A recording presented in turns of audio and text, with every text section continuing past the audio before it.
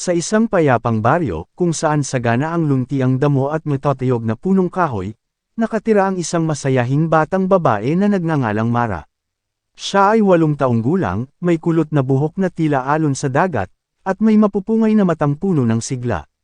Ngunit sa lahat ng kanyang katangian, ang pinakamahalaga sa kanya ay ang kanyang paboritong alagang pusa, si Puting. Si Puting ay hindi isang ordinaryong pusa. Ang kanyang balahibo ay busilak na puti na parang nyebe, at ang kanyang mga mata ay kumikislap na tila 2 berdeng esmeralda. Matagal na silang magkasama ni Mara, at tila may isang mahiwagang koneksyon sa pagitan nila. Tuwing umaga, paggising ni Mara, agad niyang hinahanap si Puting. Magkasama silang maglalaro sa malawak nilang bakuran, isang lugar na punong-puno ng halaman, bulaklak, at isang maliit na burol na may isang lumang punso. Sabi ng kanyang lola Iska, ang punso raw na iyon ay tahanan ng isang duwende, isang nuno sa punso. Noning, huwag mong gagalawin yung punso ha. Madalas na paalala ng kanyang lola. Baka magalit ang nuno, at magdala ng sumpa. Ngunit sa murang isipan ni Mara, ang ideya ng isang mahiwagang nilalang na nakatira sa punso ay tila isang kwento lamang mula sa isang lumang alamat. Hindi siya takot. Bagkus, tuwing maglalaro sa bakuran, palagi niyang tinitingnan ang punso na tila ba may lihim itong tinatago. Ang hindi sinasadyang pangyayari. Isang hapon, habang masaya silang naglalaro ni Puting sa hardin, isang kulay pulang paru-paro ang lumipad sa kanilang harapan. Napakaganda ng paru-paro, na tila may kakaibang ningning sa pakpak nito. Dahil sa kanyang pagkasabik, hinabol ni Mara ang paru-paro. Tumakbo siya ng tumakbo, hindi alintana kung saan siya dadalhin ng kanyang mga paa. Sa kanyang panggigigil, hindi niya napansin ang kanyang tinutungtungan, hanggang sa aksidente niyang matapakan ang punso. KRRAAAKK. Nayanig ang punso, at gumuho ang isang bahagi nito. Naglaglagan ang maliliit na tipak ng lupa, at lumitaw ang isang maliit na lagusan sa loob. Biglang lumakas ang hangin, at sa isang iglap, isang matinis at galit na tinig ang umalangaw sa paligid. Sino ang nang-ahas na sirain ang aking tahanan? Dahan-daang lumitaw mula sa loob ng punso ang isang matandang duwende. Siya ay maliit, halos kasinlaki lamang ng braso ni Mara, ngunit ang kanyang presensya ay tila nagpadilim sa buong paligid. Ang kanyang balat ay kulubot at malalupa ang kulay, at ang kanyang mga mata ay naglalagablab sa galit. Hawak niya ang isang maliit na tungkod na may nakaukit na kakaibang mga simbolo. Si Mara ay napaatras, nanginginig sa takot. Hindi niya inakala na ang sinabi ng kanyang lola ay totoo pala. May totoong nuno sa punso. Nalabag mo ang aking tahanan, bata. Sigaw ng nuno. Dahil dito, ikaw ay aking isusumpa. Isang malamig na hangin ang bumalot sa paligid, at biglang lumitaw ang isang pulang usok mula sa tungkod ng nuno. Sinimulan nitong iguhit sa hangin ang isang mahiwagang simbolo. Nagsimula ng matakot si Mara. Hindi niya alam kung ano ang gagawin. Ngunit bago pa matapos ng nuno ang kanyang pagsumpa, isang puting anino ang mabilis na lumundag sa pagitan nila. Miyaw! Si Puting! Dahil sa bilis ng pangyayari, natabig ni Puting ang tungkod ng nuno, dahilan upang maputol ang kanyang mahika. Napaurong ang duwende, tila nagulat sa ginawa ng pusa. Muli siyang tumingin kay Puting, at sa unang pagkakataon, isang kakaibang ekspresyon ang bumalot sa kanyang mukha, hindi galit, kundi takot. Ay ikaw, bulong ng nuno habang nakatitig kay Puting. Bakit ka nandito? Hindi umalis si Puting sa tabi ni Mara. Ang kanyang berdeng mata ay nakatitig sa duwende, puno ng determinasyon at pangangalaga. Ang buntot niya ay nakataas, at ang kanyang balahibo ay bahagyang naninindig. Muling lumingon ang nuno kay Mara, ngunit ngayon, hindi na galit ang nasa kanyang mga mata. Bagkus, ito ay puno ng pag-aalinlangan. Bata, wika ng nuno. Isa kang mapalad. Dahil sa iyong alaga, ikaw ay aking patatawarin. Ngunit mag-ingat ka, sapagkat hindi lahat ng duwende ay kasing bait ko. At sa isang iglap, naglaho ang nuno kasabay ng isang bagzo ng hangin. Ang lihim ng pusa. Naiwang nakatulala si Mara habang yakap-yakap si Puting. Hindi pa rin siya makapaniwala sa kanyang nasaksihan. Ang kanyang pusa, ang kanyang matalik na kaibigan, ang siyang nagligtas sa kanya mula sa tiyak na kapahamakan. Ngunit isang tanong ang biglang sumagi sa kanyang isipan, bakit natakot ang nuno kay Puting? Ano ang meron sa kanyang pusa na nagpatigil sa isang makapangyarihang duwende? At mula sa araw na iyon, nagsimula ang isang pakikipagsapalaran na maglalantad sa lihim ni Puting, isang lihim na magbabago sa buhay ni Mara magpakailanman. Mula ng araw na iyon, hindi mapakali si Mara. Patuloy na bumabalik sa kanyang isipan ang nangyari, ang galit ng nuno, ang kanyang muntik ng sumpa, at higit sa lahat, ang kakaibang reaksyon nito nang makita si Puting. Nakahiga si Mara sa kanyang kama, mahigpit na yakap ang kanyang pusa. Puting, ano ka ba talaga? Bulong niya rito, bakit ka natakot ng nuno? Miyaw, sumagot si Puting, ngunit syempre, hindi naman ito makapagsalita. Gayunpaman, may kakaibang ningning sa berdeng mata nito na parang may gustong ipahiwatig. Ang kwento ni Lola Iska. Kinabukasan, habang nag-aalmusal, hindi mapigilan ni Mara na magtanong sa kanyang lola. Lola, may alam po ba kayo tungkol sa mga pusa at mga duwende? Napatingin ng matalim si Lola Iska sa kanya, tila ba nagtataka kung bakit siya biglang nagtanong tungkol doon. Ibinaba ng matanda ang kanyang tasa ng kape at saglit na nag-isip bago sumagot. Noning, bakit mo yan natanong? Nagdadalawang isip si Mara kung ikukwento niya ang nangyari kahapon. Ngunit sa huli, nagdesisyon siyang sabihin ang totoo. Nasira ko po ang punso sa may bakuran, amin niya. May lumabas na nuno at muntik na niya akong isumpa, pero si Puting ang pumihil sa kanya. Napatigil si Lola Iska, para bang hindi siya makapaniwala sa kanyang narinig. At natakot ang nuno sa kanya, Lola, dagdag pa ni Mara. Bakit po? Ano po ang meron kay Puting? Matagal bago sumagot si Lola Iska. Ngunit nang nagsalita siya, mahina at tila may halong kaba ang kanyang tinig. Matagal nang may mga kwento tungkol sa mga pusa, Mara, wika ng matanda. Hindi lang sila basta alaga. Ang ibang pusa ay may dalang swerte, pero ang iba, may dalang kapangyarihan. Napakislat si Mara, kapangyarihan. Tumango si Lola Iska. Noong unang panahon, may mga nilalang na tinatawag na bantay ng engkanto, mga hayop na may kakayahang protektahan ang kanilang mga amo mula sa masasamang espiritu. Sila ang tagapagtanggol ng mga tao laban sa mga nilalang na hindi natin nakikita. Kadalasan, ang mga puting pusa na may berdeng mata ang pinaka-espesyal sa kanila. Nanlaki ang mga mata ni Mara. Puting pusa na may berdeng mata. Kagaya ni Puting. Ibig sabihin po ba, isa si Puting sa kanila?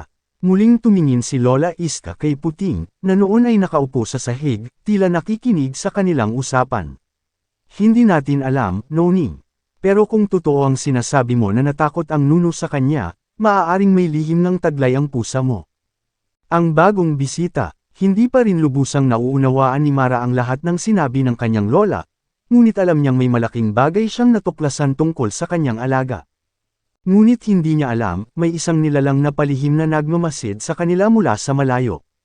Sa gilid ng kanilang bakuran, sa anino ng isang punong kahoy, isang pares ng mapulang mata ang kumikislap sa dilim. Isang kakaibang nilalang ang naroon, tahimik na nagmamasid kay Mara at kay Puting. At sa kanyang sarili, bamulong ito. Hindi pa tayo tapos, bata. Kinagabihan, hindi mapakali si Mara. Paulit-ulit niyang iniisip ang sinabi ni Lola Iska tungkol sa mga bantay ng engkanto. Totoo kayang isa si Puting sa kanila? At kung totoo nga, ano ang ibig sabihin nito para sa kanya? Nakaupo siya sa kanyang kama, yakap-yakap si Puting na bahagyang nakapikit, ngunit halatang nagmamatsyag sa paligid. Tahimik ang buong bahay. Ang tanging maririnig ay ang marahang tunog ng hangin na dumadaan sa mga sanga ng punong kahoy sa labas. Ngunit sa gitna ng katahimikan, isang kakaibang pakiramdam ang bumalot kay Mara, parang may nakatingin sa kanya. Dahan-dahan siyang tumingin sa bintana. Doon, sa madilim na bahagi ng kanilang bakuran, may naaaninag siyang anino. Dalawang pulang mata ang kumikislap sa dilim. Ang di kilalang nilalang. Napapitlag si Mara at agad na niyakap si Puting ng mas mahigpit. Hindi niya maialis ang tingin sa pares ng pulang mata na nakatitig sa kanya mula sa labas. May kakaibang kilabot siyang naramdaman, ngunit hindi siya makasigaw o makagalaw. Naramdaman niyang biglang umangat ang ulo ni Puting. Tumayo ito mula sa kanyang kondangan at tumingin din sa bintana. Sa isang iglap, napalitan ng matinding tapang ang ekspresyon ng pusa, ang kanyang berdeng mata ay nagdingning, at ang kanyang buntot ay bumaluktot na parang isang mandirigmang handang lumaban. Meow! Isang malakas at matinis na tunog ang inilabas ni Puting. Hindi ito ang karaniwang tunog ng isang pusa, ito ay parang babala, isang utos. At sa hindi maipaliwanag na dahilan, ang anino sa labas ay biglang umurong. Unti-unting lumabo ang pulang mata, at maya-maya pa, tuluyan itong nawala. Hindi makapaniwala si Mara sa kanyang nakita. Puting, ano yon? Bulong niya. Ngunit hindi sumagot si Puting. Nanatili lamang itong nakatingin sa labas, alerto at hindi pa rin kumikilos. Ang babala, kinabukasan, hindi maalis sa isip ni Mara ang nakita niya kagabi. Nang bumaba siya para mag-almusal, agad niyang ikinwento ito kay Lola Iska. Lola, may nakita po akong anino kagabi. May pulang mata po siya at nakatingin sa akin mula sa labas ng bintana. Napakunot ang noo ni Lola Iska. Pulang mata, tanong niya, halatang nababahala. Opo. Pero nang humarap si Puting sa kanya, bigla siyang nawala. Muling sumulyap si Lola Iska kay Puting, na noon ay nakaupo sa gilid ng mesa, tahimik na pinagmamasdan sila. Mara, sabi ng kanyang lola, kung totoo ang nakita mo, baka hindi lang basta nuno ang nakabangga mo. May iba pang nilalang sa paligid, at mukhang hindi sila natutuwa sa'yo. Biglang bumilis ang tibok ng puso ni Mara. Ano pong ibig niyong sabihin? Huminga ng malalim si Lola Iska. Hindi ko pa sigurado, apo. Pero isang bagay ang alam ko, hindi ka na basta-basta isang ordinaryong bata. May nagbabantay sa'yo, at may mga nilalang na hindi natuwa sa ginawa ni Puting. Natigilan si Mara. Ibig sabihin po, may gustong gumanti sa akin. Tahimik na tumanggaw si Lola Iska. Ang muling pagbabalik. Nang gabing iyon, muling nakaramdam ng kaba si Mara. Ano ang nakita niya kagabi? Sino ang nilalang na may pulang mata?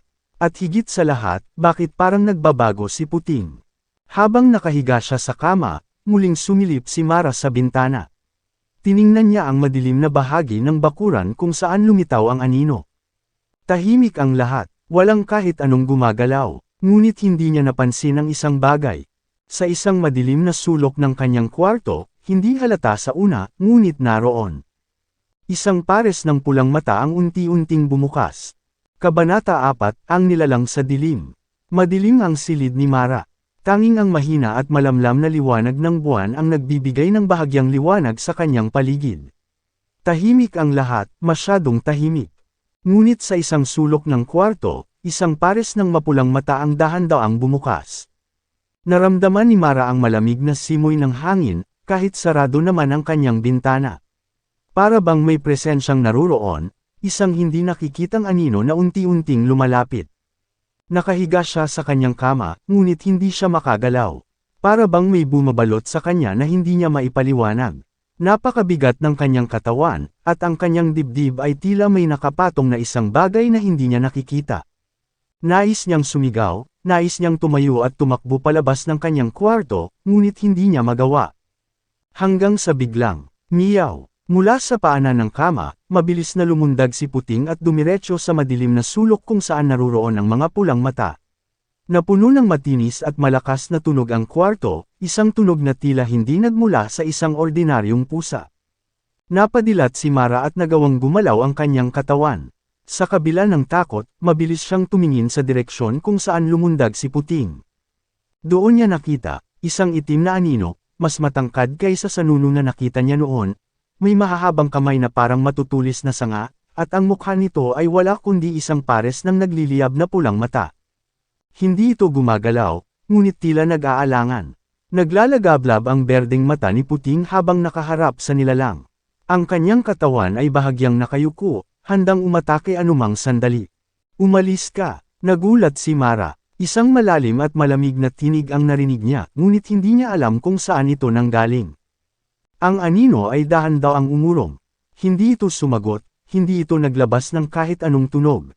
Ngunit bago ito tuluyang maglaho, isang bulong ang umalangaw sa loob ng kwarto. Hindi pa tayo tapos. At sa isang iglap, nawala ang nilalang. Ang pagtatanong kay Lola Iska. Kinaumagahan, mabilis na bumaba si Mara mula sa kanyang kwarto. Nanginginig pa rin siya sa takot at hindi pa rin makapaniwala sa nangyari kagabi. Lola! Sigaw niya habang patakbong lumapit sa kanyang lola, na noon ay nagtitimpla ng kape sa kusina. Lola, may nakita na naman po ako. Hindi lang po ito basta nuno, mas malaki siya, mas nakakatakot. Napalingon si Lola Iska sa kanya. Ano na naman ba yang sinasabi mo, Mara? Hindi ko po alam kung ano siya, nanginginig niyang sabi. Pero may pulang mata po siya, at para siyang anino. Gusto niya akong lapitan pero pinigilan siya ni Puting. Natahimik si Lola Iska. Napansin ni Mara ang bahagyang pagkunot ng noo ng matanda, na parang may iniisip na malalim. Mara, seryosong sabi ng kanyang lola, hindi ito pangkaraniwang nilalang. Anong ibig niyong sabihin, Lola? Huminga ng malalim si Lola Iska at hinaplos ang ulo ni Puting, na noon ay tahimik lang na nakaupo sa gilid ng mesa. Mukhang hindi lang basta duwende ang naistorbo mo, apo. May mas malaking puwersang nagagalit sa'yo ngayon. At si Puting, siya lang ang pumipigil sa kanila. Natigilan si Mara. Ano po ang ibig sabihin niyo? Tumingin si Lola Iska ng diretsyo sa kanya. Ibig sabihin, Mara, nasa panganib ka. Ang babala ng matanda, hindi alam ni Mara kung anong mararamdaman. Panganib? Bakit siya nasa panganib? Lola, paano po yun? Ano pong dapat kong gawin? Huwag kang lalapit muli sa punso, mahigpit na bilin ni Lola Iska. At kahit anong mangyari, huwag mong hayaang mag-isa ka sa dilim. Napalunok si Mara, biglang nanariwa sa isip niya ang anino sa kanyang kwarto, ang malamig na pakiramdam, ang bigat sa kanyang dibdib, at ang boses na bumubulong na babalik pa ito.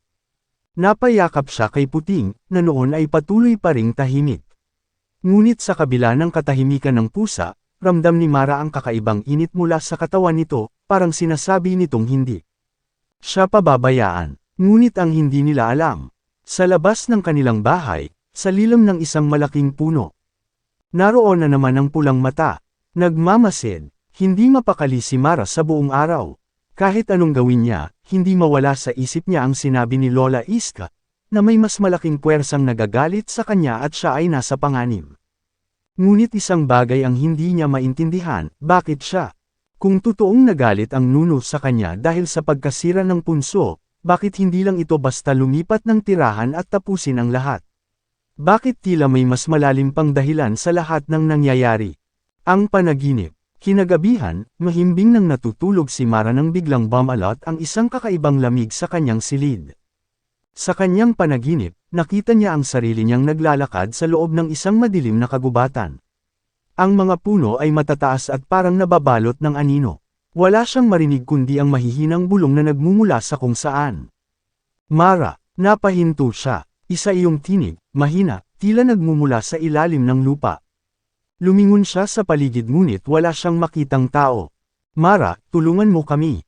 Biglang lumitaw sa harap niya ang isang punso, ngunit hindi ito isang ordinaryong punso. Ito ay mas malaki, mas matanda, at may lumalabas na mahihinang liwanag mula sa loob nito. Dahan-dahan siyang lumapit, ngunit bago niya ito mahipo, isang malamig na kamay ang biglang humawak sa kanyang balikat. Mara, huwag. Napalingon siya at nakita ang isang matandang babae, may mahahabang buhok, maputlang balat, at matatalim na mata.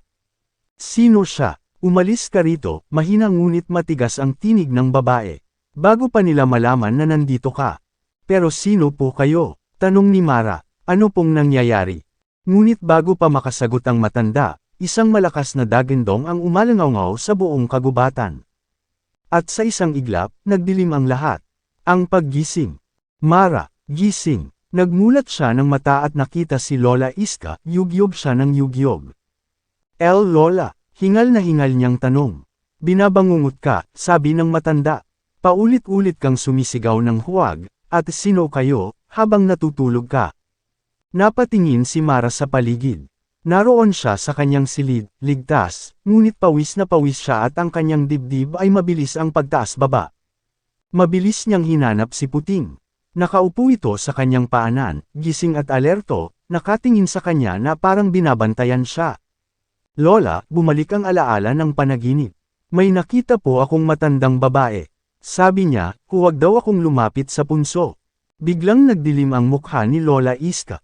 Anong itsura niya? Mahaba po ang buhok, mapotla ang balat, matalim ang mata. Muling natahimik si Lola Iska. Mara, may dapat kang malaman. Ang lihim ni Lola Iska. Tahimik ang buong bahay habang nakaupo si Mara at si Lola Iska sa harap ng mesa. Kahit si Puting ay tahimik lang na nakikinig. Ano po iyon, Lola? Matagal bago sumagot si Lola Iska. Noong bata pa ako, may isang babae sa aming baryo na kinatatakutan ng lahat. Ang sabi nila, may koneksyon siya sa mga engkanto, at may kakayahan siyang makipag-usap sa kanila. Ang iba, tinatawag siyang mangkukulam, ngunit ang totoo, isa siyang bantay. Nanlaki ang mata ni Mara. Bantay, kagaya ni Puting. Tumango si Lola Iska. Oo, at ang babaeng iyon, Mara, siya ang tunay mong lola. Napatigil si Mara. Ano pong ibig niyong sabihin? Ang lola mo, ang tunay kong ina, siya ang huling tagapangalaga ng punso. Siya ang nagbabantay at nag-aalaga sa mga engkanto sa lugar na ito. Ngunit isang araw, may mga taong sumira sa isa sa mga pinakaimportanteng punso sa kagubatan, at doon nagsimula ang lahat ng gulo. Anong nangyari, Lola? Dahil sa galit ng mga engkanto, isinumpo nila ang buong baryo. Nagkasakit ang maraming tao, at ang iba'y hindi na nagising mula sa kanilang pagtulog. Sinubukan ng lola mo na ayusin ang lahat, ngunit huli na ang lahat, napilitan siyang umalis, at mula noon, hindi na siya muling nakita. Napalunok si Mara. At ano po ang kinalaman ko dito? Tumingin ng diretso sa kanya si Lola Iska. Dahil ikaw, Mara, ikaw ang sumunod na tagapangalaga. Itutuloy. Gitling. Lumalalim na ang kwento. Gusto mo bang ituloy natin sa Kabanata 6, o may gusto kang idagdag o baguhin bago tayo magpatuloy? Kabanata 6, ang kapalaran ng tagapangalaga. Hindi makapaniwala si Mara sa sinabi ni Lola Iska. Lola, ano pong ibig niyong sabihin? Paano po ako naging tagapangalaga?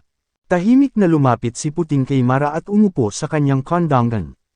Parang nais siyang pakalmihan sa gitna ng kanyang pagkalito. Huminga ng malalim si Lola Iska bago nagpatuloy. Ang pagiging bantay ay hindi isang bagay na kusang pinipili, Mara. Ito ay isang kapalarang minana mo. Ang dugo ng mga tagapangalaga ay nananalaytay sa iyo. Napalunok si Mara. Pero, hindi ko po alam kung paano ko gagampanan yan. Wala naman po akong kapangyarihan.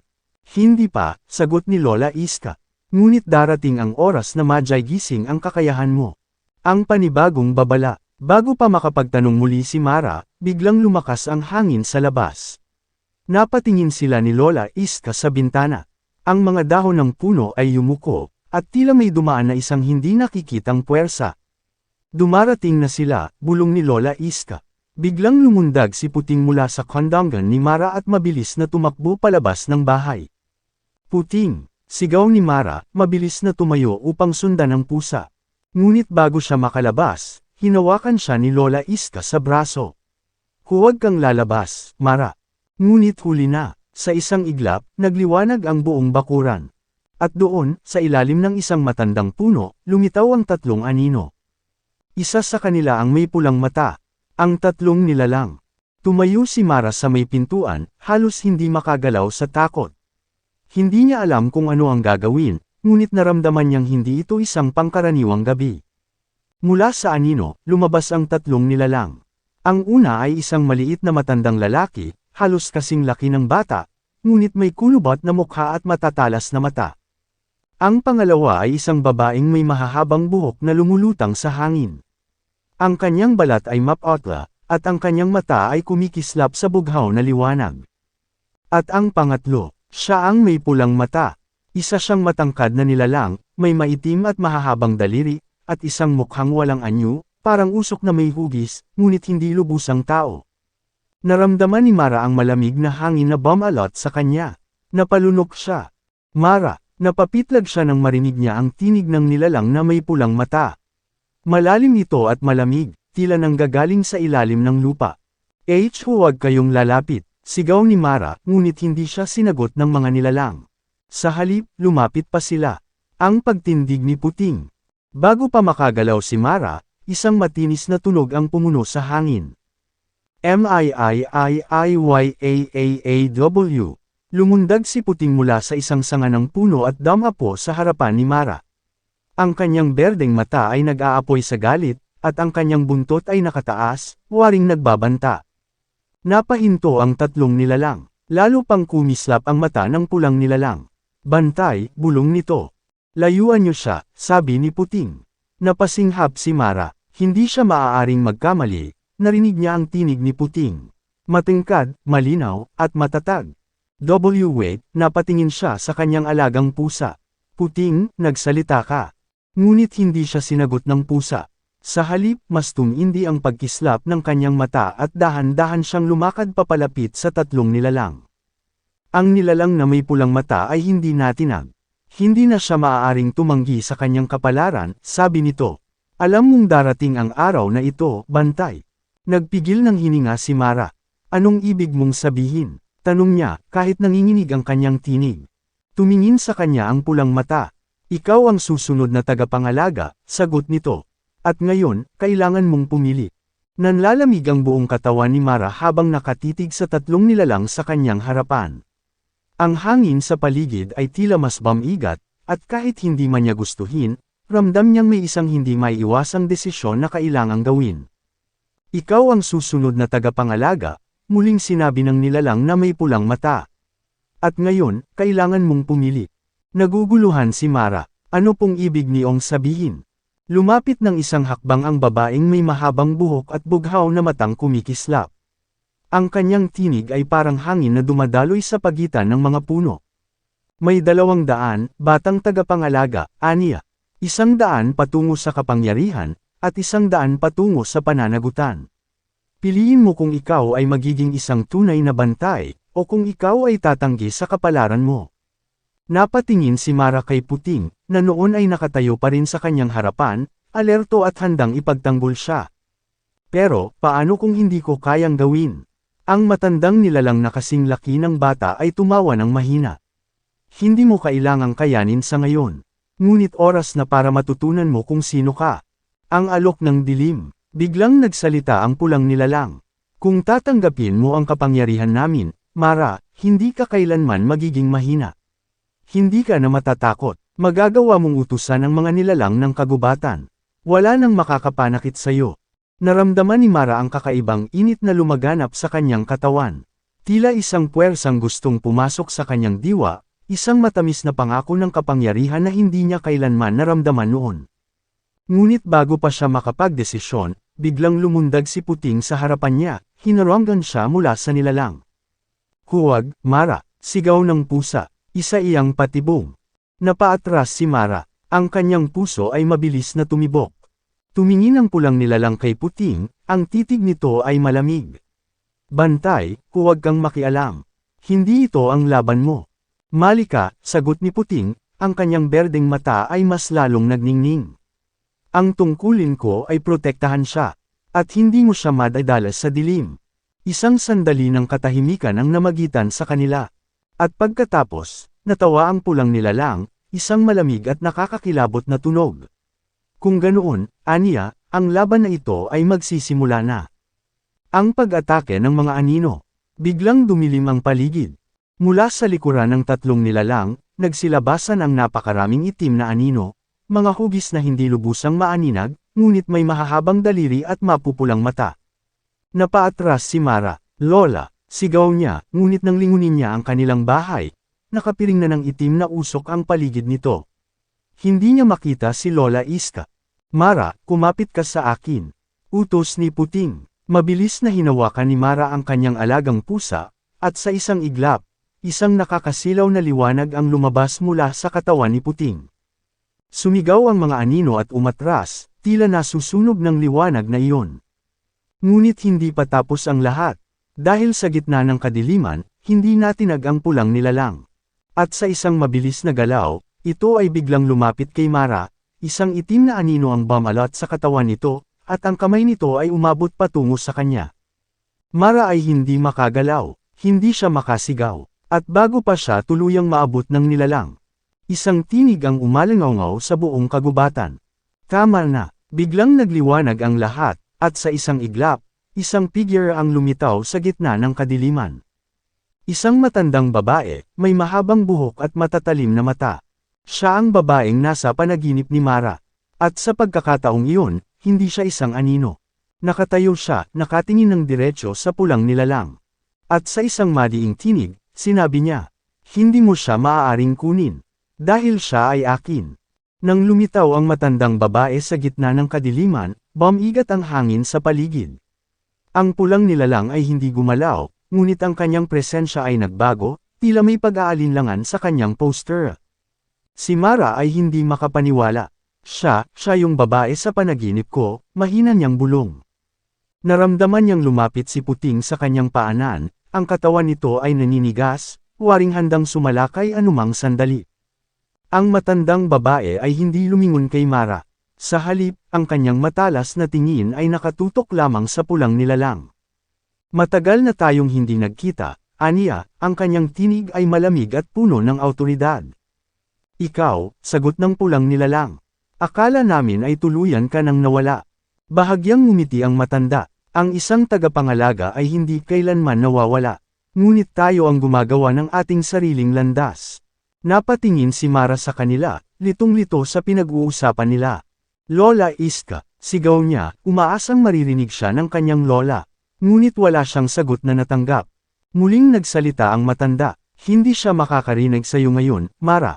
Protektado siya, ngunit hindi natin kayang ibalik siya hanggat hindi natin natatapos ang laban na ito." Napatingin si Mara sa kanya. Sino po kayo?" Sa unang pagkakataon, humarap ang matanda kay Mara. "Ang pangalan ko ay Aling Luwalhati," sagot niya. "At ako, ang huling tagapangalaga bago ikaw." Ang pagpapakilala ng pulang nilalang. "Bakit kayo lumitaw ngayon lang?" tanong ni Mara, ramdam ang kaba sa kanyang dibdib. Bago pa makasagot si Aling Luwalhati, muling nagsalita ang pulang nilalang. Dahil siya ay duwag, sabi nito. Iniwan niya ang kanyang tungkulin, itinakwil niya ang kanyang kapalaran, at ngayon, bumalik siya upang pigilan ka. Nanlamig si Mara. "Pigilan ako, saan?" Isang nakakalokong ngiti ang lumitaw sa mukha ng pulang nilalang. "Pigilan kang maging isa sa amin." Parang isang tinak ang bamara sa lalamunan ni Mara. "Anong ibig mong sabihin?" Naglakad palapit ang pulang nilalang, ngunit hindi ito lumampas sa liwanag na bumabalot kina Mara at Aling Luwalhati. "Ikaw ang bagong tagapangalaga, Mara." Ngunit ang tanong, sino ang nais mong paglingkuran? Pwede mong piliin ang liwanag, itinuro nito si Aling Luwalhati, o pwede mong piliin ang anino. Biglang bumigat ang paligid. Ang tunay na pagsubok. Nilingon ni Mara si Aling Luwalhati. "Ano pong ibig sabihin nito?" Huminga ng malalim ang matanda. "Mara, hindi lang isang tungkulin ang pagiging tagapangalaga. Isa rin itong pagsubok." Nagtama ang kanilang paningin. "Kailangan mong tanggapin ang kapangyarihan mo, ngunit nasa sayo kung paano mo ito gagamitin." Lalong naguluhan si Mara, "Pero wala naman po akong kapangyarihan." Ngumiti si Aling Luwalhati. "Mayroon ka, Mara, at sa gabing ito, gigisingan natin ito." Biglang lumapit si Puting sa tabi ni Mara. "Handa ka na ba, Mara?" tanong nito. "Para saan?" Hindi sumagot si Puting. Sa halip, isang puting liwanag ang lumabas mula sa kanyang katawan, bumalot sa katawan ni Mara, at sa isang iglap. Nakita ni Mara ang lahat. Ang alaala ng nakaraan. Sa isang kisap mata, hindi na siya nakatayo sa kanilang bakuran. Sa halip, nasa isang sinaunang kagubatan siya, puno ng matatandang puno at malalaking punso na kumikislap sa liwanag ng buwan. At sa gitna ng kagubatan, nakita niya ang kanyang sarili.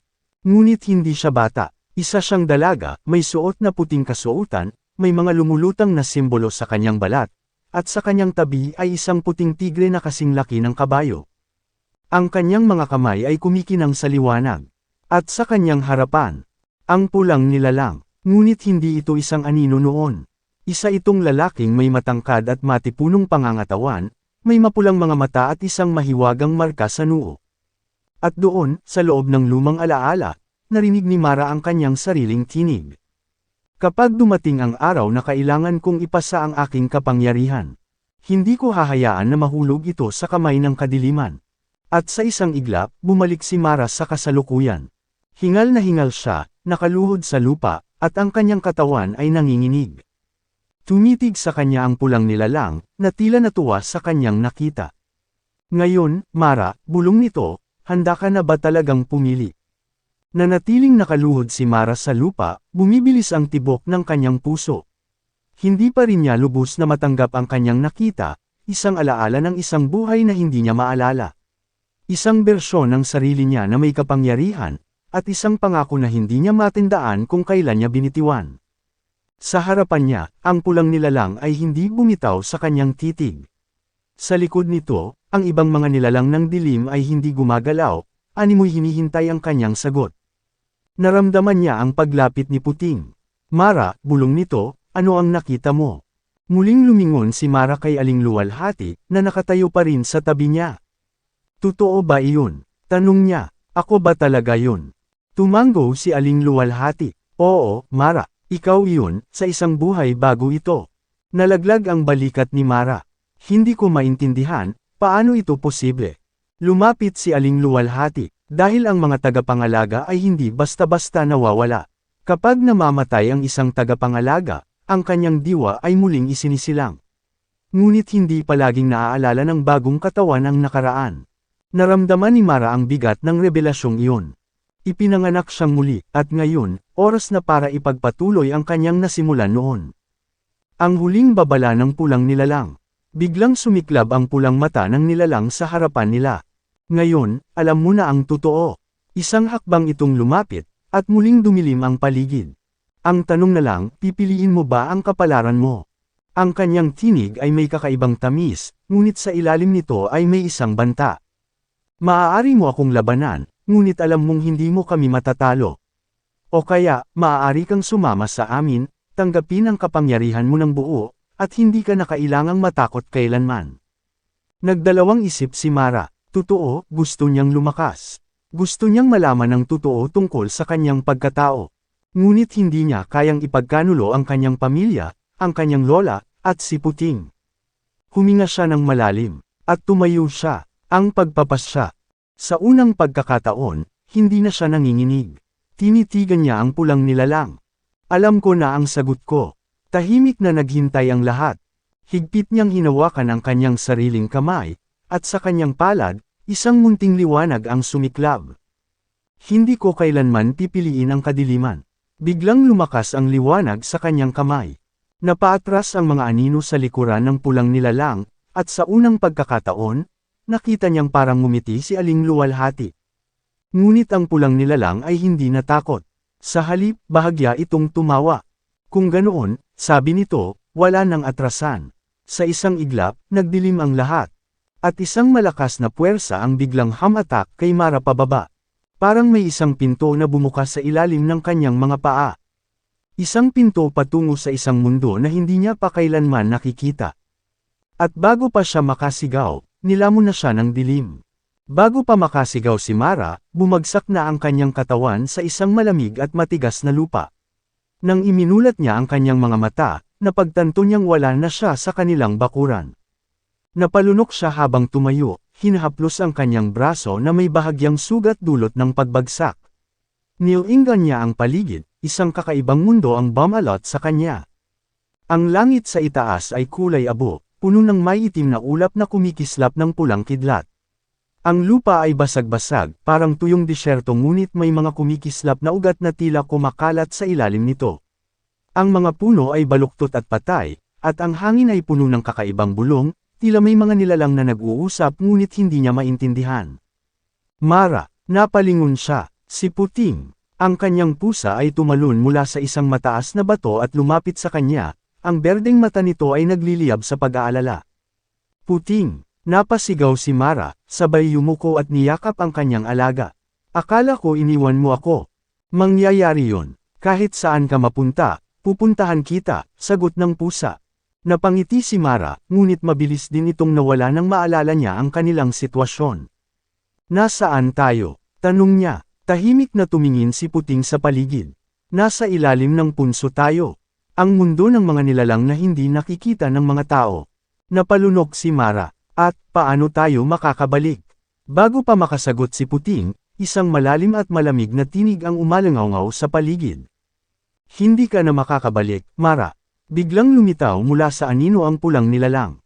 Ngunit sa pagkakataong ito, hindi na ito isang anyong anino. Sa harapan niya ay isang matangkad na lalaking may pulang buhok, matalim na mga mata, at mga simbolong nakaukit sa kanyang balat, katulad ng nakita ni Mara sa kanyang nakaraang buhay. Maligayang pagdating sa tunay mong tahanan. Ang alok ng anino. Mara ay umatras ng isang hakbang, ngunit hindi siya binitiwan ng titig ng lalaki. Huwag kang matakot, Mara. Lumapit ito sa kanya, ang kanyang tinig ay malamig ngunit may halong pang-aakit. Dito, hindi ka mahina. Hindi mo na kailangang matakot na mawala ang mga mahal mo. Dahil dito, ikaw ang magiging pinakamakapangyarihan. Napakunot noo si Mara. Ano ba talaga ang gusto mo sa akin? Ngumiti ang lalaki. Gusto lang kitang bigyan ng pagkakataon, isang bagay na hindi mo nakuha sa iyong nakaraang buhay. Muling kumislot ang alaala sa isipan ni Mara, ang kanyang dating sarili, ang kanyang pangakong hindi hayaan ang kadiliman na magtagumpay. Humigpit ang hawak niya kay Puting. Hindi, matigas niyang sagot. Hindi ko kailanman pipiliin ang landas mo. Sa isang iglap, nawala ang ngiti ng lalaki. Kung ganoon, wala na akong ibang pagpipilian. Ang unang laban. Sa isang iglap, sumiklab ang hangin sa paligid. Mula sa lupa, nagsimula muling lumitaw ang mga anino, mas marami, mas malalaki, at mas nakakatakot kaysa sa mga nakita niya noon. Si Puting ay agad na pamwesto sa harapan ni Mara, ang katawan nito ay nagliliyab sa puting liwanag. Handa ka na ba, Mara? Tanong ng pusa. Huminga ng malalim si Mara. Tumingin siya sa kanyang mga kamay, at sa pagkakataong ito, hindi na siya nag-alinlangan. Sa loob ng kanyang dibdib, naramdaman niya ang kapangyarihang naghihintay lamang na tawagin niya. At sa kanyang isip, isang tinig ang bamulong. Gisingin mo ang totoong ikaw. Isang nakakasilaw na liwanag ang sumabog mula sa kanyang katawan. At sa unang pagkakataon, naging tunay siyang tagapangalaga. Sa gitna ng kadiliman, lumiwanag ang katawan ni Mara. Isang banayad ngunit makapangyarihang enerhiya ang lumabas mula sa kanya, at kahit siya mismo ay nagulat sa pakiramdam nito. Ang pulang nilalang, ngayon ay nasa anyo ng isang matangkad at matipunong lalaki, ay saglit na umatras, ngunit hindi nawala ang kanyang kumpiyansa. Kaya mo na ngayong tawagin ang iyong kapangyarihan, aniya. Ngunit sapat ba ito para lumaban? Sa isang iglap, lumundag ang isa sa mga nilalang ng anino papunta kay Mara. Hindi na siya nag-isip, itinutok niya ang kanyang kamay sa papalapit na halimaw, at isang bugzo ng liwanag ang biglang lumabas mula sa kanyang palad. Sumabog ang nilalang sa hangin. Nagulat si Mara, ngunit hindi siya nagtagal sa pagkamangha. Lumapit pa ang maraming anino, ngunit sa tabi niya, si Puting ay biglang lumaki. Ang maliit na pasang puti ay naging isang dambuhalang tigre, may nagliliyab na puting balahibo at kumikinang na berdeng mga mata. Kasama mo ako, Mara, sabi nito. Laban natin ito. Magkasabay silang sumugod. Pinaulanan ng mga nilalang ng anino sina Mara at Puting, ngunit bawat isa ay tinatapatan nila.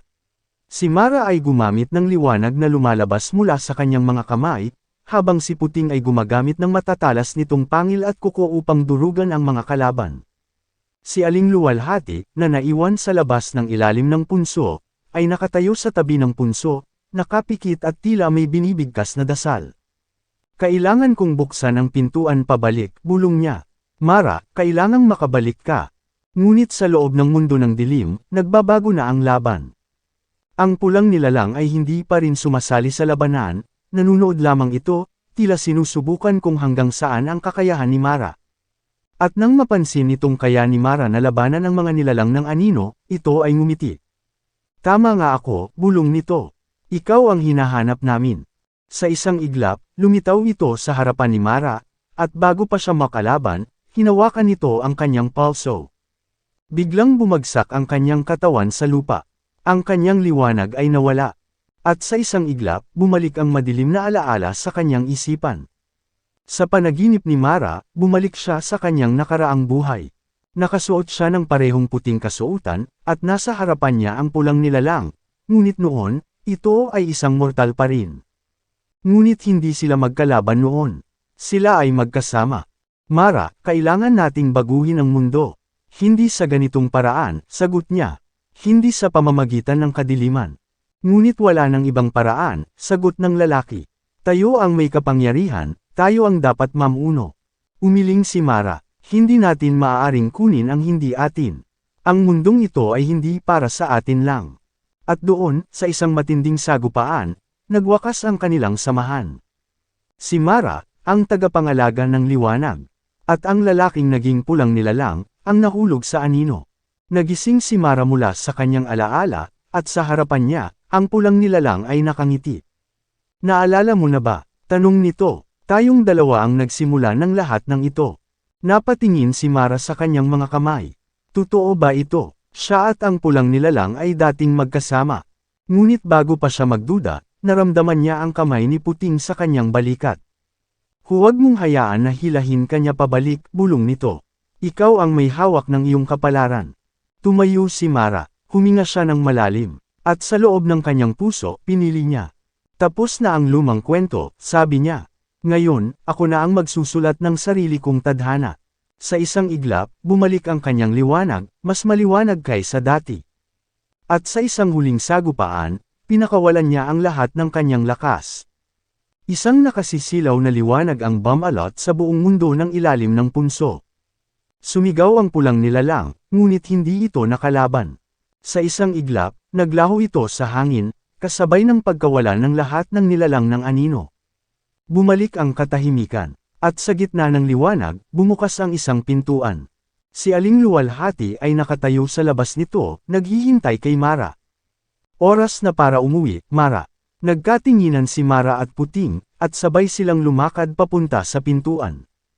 Nang magising si Mara, nasa kanilang bakuran na siya muli. Wala na ang punso, wala na rin ang anino. Sa tabi niya, si Puting ay bumalik na sa kanyang normal na anyo, isang maliit na puting pusa. Lumapit sa kanya si Aling Luwalhati. Matagumpay mong natapos ang pagsubok, Mara. Tumangala siya sa kanyang lola.